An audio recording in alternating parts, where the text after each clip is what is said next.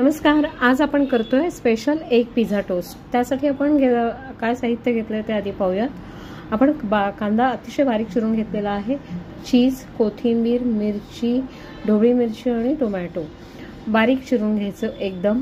त्यानंतर 2 अंडी घेतलेली आहेत आणि 3 ब्रेडचे स्लाइस घेतलेले आहेत। आता यावर आपल्याला आपली जी रेग्युलर वाटी असते स्टीलची ती ठेवून मधोमध बरोबर कट मारून घ्यायचा आहे, गोलाकारात कापून घ्यायचे। साइड्स तशाच्या तशा राहिल्या पाहिजेत।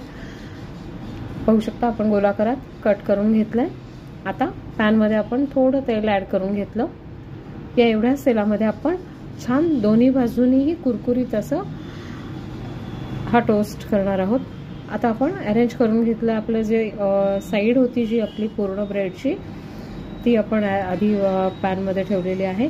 एक अंड फोडून घ्यायचं, ते असंच आपण या बरोबर मधोमध ऍड करायचं। एक अंड बरोबर या साइज मध्ये मावतो, त्यामुळे मी मोठा वाटीचा आकार घेतला होता। त्यावर मीठ भुरभुरवायचं चवीनुसार, सर्व बाजूने एकसारखं भुरभुरवून घ्यायचं। आणि आता आपण जे काही चिरून सगळे जिन्नस ठेवले होते, कांदा, ढोबळी मिरची, टोमॅटो आणि कोथिंबीर, मिरची हिरवी जी आपण ती देखील छान असं पसरवून घ्यायचं। गॅस आपला मंदच आहे, मंद गॅसवरच ही संपूर्ण प्रोसेस करायची आहे।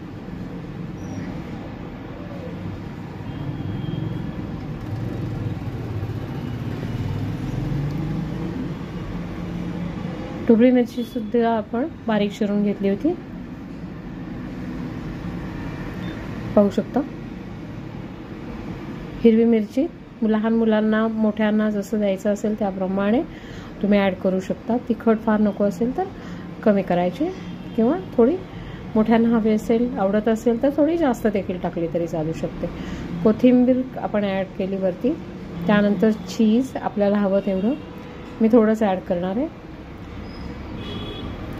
आणि आता यावर आपल्याला तो जो गोल आहे आपण कट करून घेतला होता तो सेट करून घ्यायचा आहे।